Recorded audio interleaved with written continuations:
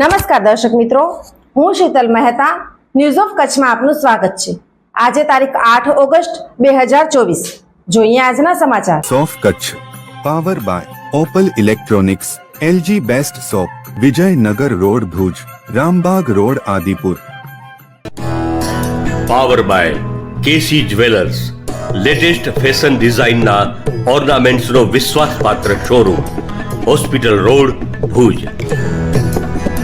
News of કચ્છના સમાચાર ભૂમિ cable ઉપર 402 નંબરની ચેનલ ઉપરથી રાત્રે 9:30 કલાકે તથા બપોરે 1:30 પ્રસાર। સુરતના ડ્રગ્સ કેસમાં મુંબઈના ભિવંડીમાંથી 2 આરોપી પાસેથી 800 કરોડનું ડ્રગ્સ ઝડપાયું।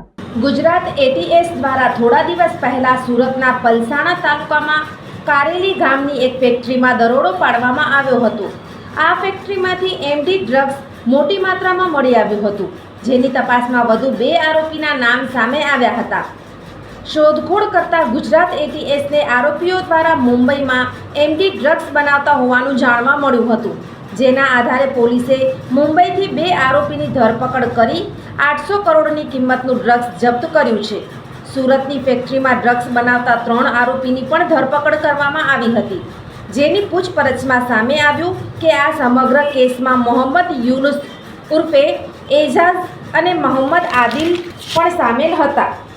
તપાસમાં મુંબઈના ચિંચ બંદર વિસ્તારમાં મોહમ્મદ યુનુસ તેના ભાઈ મોહમ્મદ ડ્રગ્સ બનાવી રહ્યો છે। મુંબઈના ચિંચ બંદર વિસ્તારમાં મોહમ્મદ યુનુસ તેનો ભાઈ મોહમ્મદ આદિલ ભિવંડી વિસ્તારમાં એક ફ્લેટમાં એમડી ડ્રગ્સ બનાવી રહ્યા છે।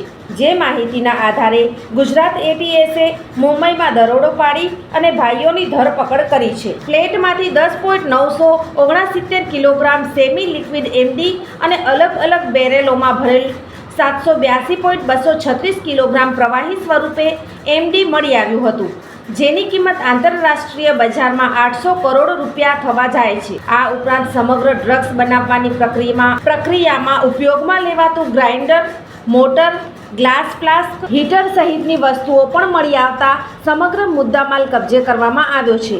તેમજ ગેરકાયદેસર રીતે ડ્રગ્સ બનાવતા મોહમ્મદ યુનુસ અને મોહમ્મદ આદિલની ધરપકડ કરાઈ છે। બંને ભાઈઓએ એમડી ડ્રગ્સ તૈયાર કરવા માટે છેલ્લા 8 થી 9 મહિનાથી ભિવંડી વિસ્તારમાં ફ્લેટ ભાડે રાખ્યો હતો।